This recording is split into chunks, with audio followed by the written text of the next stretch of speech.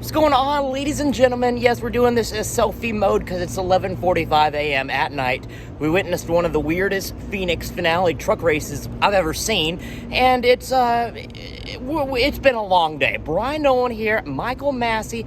Massie, I don't know what we witnessed on Saturday or Friday night here. It felt like carnage, it felt like destruction, and we crowned a champion and he became drunk. I mean, what? Yeah. Racing-wise, I don't know what we just saw, but I don't really like it. Big Haas, come over here, Jared. Come here. Ladies and gentlemen, Mr. Big Haas is joining the program.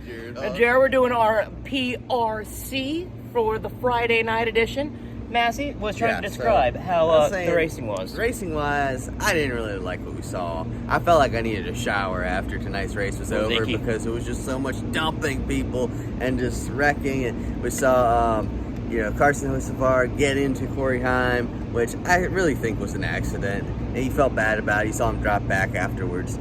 Then Heim walls him. Grant Enfinger has the championship in hand, and Corey Heim walls Hocevar when he comes by to pass him, and I think that was much worse than the initial incident.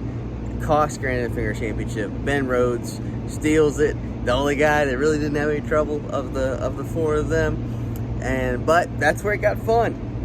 Ben Rhodes, he knows how to celebrate. He does. Jared Haas, how would you describe this celebration for Ben Rhodes compared to the one a couple years ago? He broke some news that dinosaurs are not real. Wait, what? Yes. That's unacceptable. Very interesting post-race press conference because he was so enamored in the alcohol. Just call him intoxicated.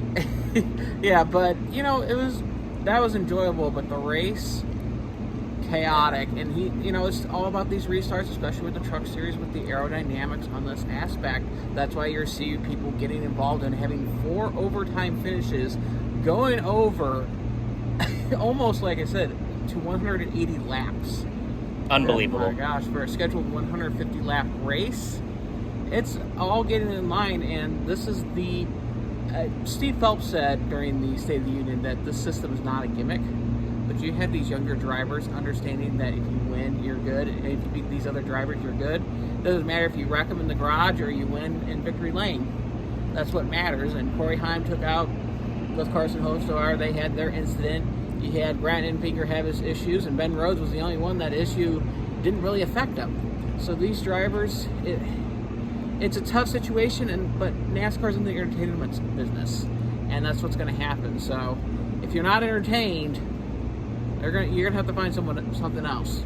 Couple more big things. GMS Racing, Kyle Busch Motorsports, both are shutting down after this race, after this season, I should say. Unfortunately, KBM had a chance to win with Chase Purdy. He ended up in 3rd place. GMS had a chance to win the championship. Grant Enfinger, unfortunately, came out short. A big day tomorrow, gentlemen. Both qualifying sessions, as well as the NASCAR Xfinity race, where we're going to be crowning a champion. Start out with Jared. What are you going to be looking forward to tomorrow? What are you going to be watching for? And then who is your pick to win in the Xfinity Series? I'm going to be looking for, again, those drivers to hit their marks in qualifying. It starts on qualifying day, because if you're not on, you're going to be missing the start and you're going to be falling behind. Even though the truck race was a little bit chaotic, I expect the Xfinity Series these drivers to race a little bit more respect. A lot of these drivers, even though some of them haven't been there for a while, John Hunter Nemechek's been in the championship, or even though it's his first time in the Xfinity Series, Justin Allgaier's been here for a while, Cole Custer's been here for a while, so they understand what it means to be in the Xfinity Series championship or just in general. But my pick's going to be John Hunter Nemechek. He's really fast in practice. And again, this team's dominant. 7 wins this season. That is the most in NASCAR for the 2023 season across all 3 series. Massie, who's your pick? Oh, man. Well, first off, I'm just excited to see 4 guys race it out for a championship. True. Actually race each other. Not wreck each other. Race each other. There may be some wrecking back in the field, but, not with the championship, I should say. Yeah. But, so my pick, I've gone back and forth, and JHN, I was high on him, but after seeing he was kind of down in the dumps yesterday, I'm going Justin Allgaier. I love that pick. I'm picking Allgaier. He's got John Hunter Nemechek for all the latest. Frontstretch.com or YouTube channel. YouTube.com/Frontstretch. Once again, all special edition of podcast where we're going to be recapping the truck series a little bit more in depth tomorrow morning. Once again, for Jared Haas, Michael Massie, I am Brian Timothy Dale. Hashtag 19 names, Nolan. See you tomorrow here, live from the desert. Hey everyone, Dalton Hopkins here with Frontstretch.com. Don't forget to hit that subscribe button and check out one of the two videos next to me to see more of our racing content.